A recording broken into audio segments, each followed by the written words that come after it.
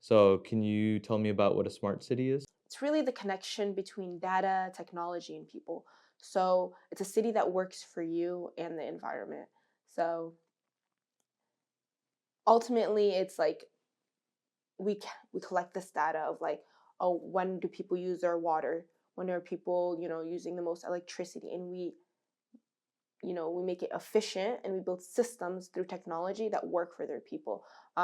So public transportation is a big part of smart cities. Smart homes falls into that, but even like community spaces falls into it. Like green spaces is a huge, like, whether it be like for mental health, like people seeing greenery improves their mood, improves their mental clarity.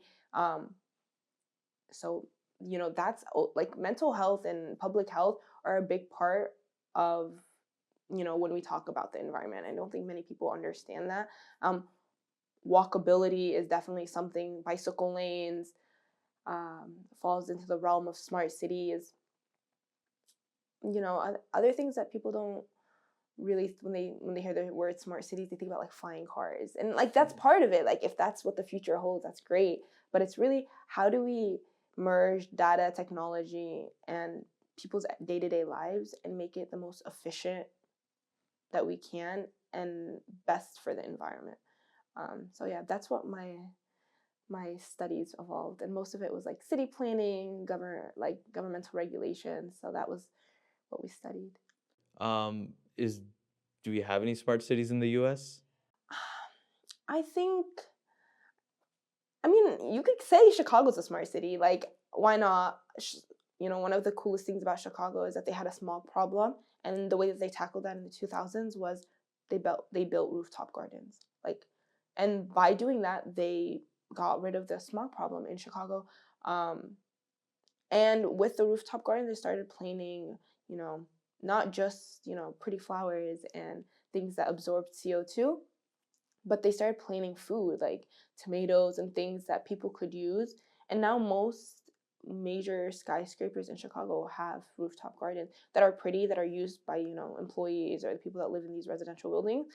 But they also have, like, they're effective in more than one way. And so that could be something. I mean, a smart city, Chicago has a pretty good, I mean, like, for the United States, pretty good public Mhm. transportation system. Obviously, we're nowhere near, Tokyo's, or even, like, I'll take London's. Like, I went to London last summer and it was like I couldn't stop talking about the tube. I was like, do you guys know that, like, it's more effective to take the tube than it is to drive? They're like, Marium, stop talking. Like, we don't care. But yeah, so just like building society, like communities that serve the people that live within it by implementing technology, and the technology is derived from the data. Um, so I think that there are aspects of smart cities everywhere. I think the smartest city, in my opinion, is like Singapore. Mm. Singapore would be a really good example of what a smart city, in my understanding and my perception of what I wish, more cities looked like. But I mean, like, one could go as far as to say that like Cairo, Egypt is a smart city, Really? is, That's a bold statement. listen, I love my people and I love my country. The almost, no, I'm joking. But so like Cairo has one of the most interesting garbage collection programs ever. Honestly, I would go as far as, I mean, I'm not the most well-rounded on garbage collection, but like the coolest that I've seen and heard of.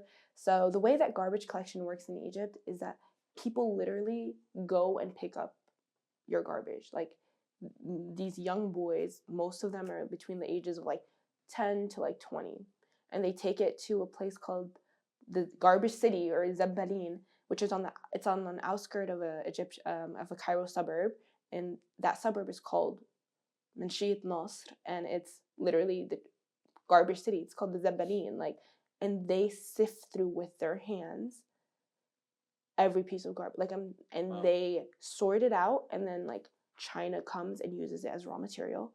And what's crazy is that people think these people are so poor because they're some of the richest people in Egypt. Really? Okay.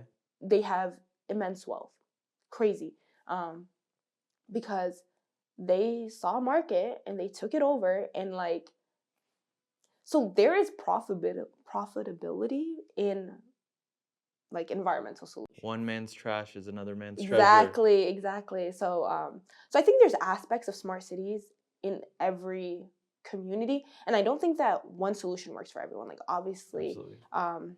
I mean, I don't know if it would work in the United States, like that solution would work in the United States, but like there are solutions that have not been implemented that are there. Like I think that there's a lot of, I mean, I feel like every time I get on some social media, I'm seeing like, oh, this new fabric has been created from recycled. Why is this not why is this not used in everyday life? So I think that there's a lot of profitability to be had in the sustainability market. We're talking about circular economy, like that's become a really like not triggering, but like a very hot word recently, and I think that that is our future. How do we take, like you said, waste and make it raw material and make it profitable? And I think that's something that smart cities tackles, whether it be, you know, we're seeing, I don't know, like homes now built out of what was considered waste. Or, you know, another thing is to use local material because, you know, transportation costs, like water costs, like people don't understand there's a nexus between energy and water. Like the more energy, the more water, the more water, the more energy. So there's a linkage between that. And so at the end of the day, you need to find solutions that are local and for your community, and not every solution is going to be the same. And that's why I think that smart cities takes on a different meaning in every community that it's part of. So it's more so that an ideal smart city addresses all these needs. Right now in the US, there may be some cities that have elements of, the utopian smart city, Mm-hmm. but there's nothing that has every element and that's suitable for the US. Mm-hmm. And on top of that, we're probably not headed in the right direction because of the influence. But like you mentioned, Tokyo, you Mm-hmm. mentioned Singapore, Mm-hmm. even London about their public Yeah. transit. It seems like public transit is a huge theme Mm-hmm. around smart cities. I really do like Chicago's public transit. I do know that with some of the lines, safety becomes a concern, and with the time of But that's also night, part of smart cities. safety in the public transit. I mean, when people talk about city planning, like there's a different. Everyone's needs are different.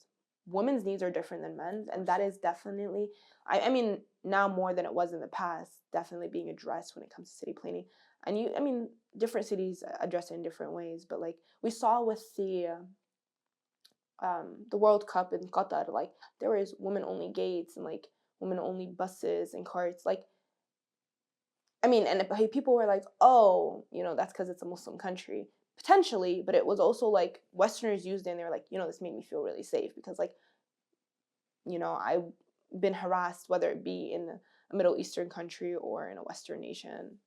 So I think that, like, planning definitely takes into consideration the differences between women and men. And just like, it's not even just between women and men, it's like the able bodied and, those that don't have the same, movements or movement patterns that one does. I think everything is taken into consideration if one is a good planner, like if there's a good system in place. And I think it also goes back of your theme of mental health, Mm-hmm. because certain people may commit crimes because they are, they're going through mental health issues or even socioeconomic status. If smart cities can address mental health, it can address, the wealth gap, Mm-hmm. it can address, environmental problem. Yeah.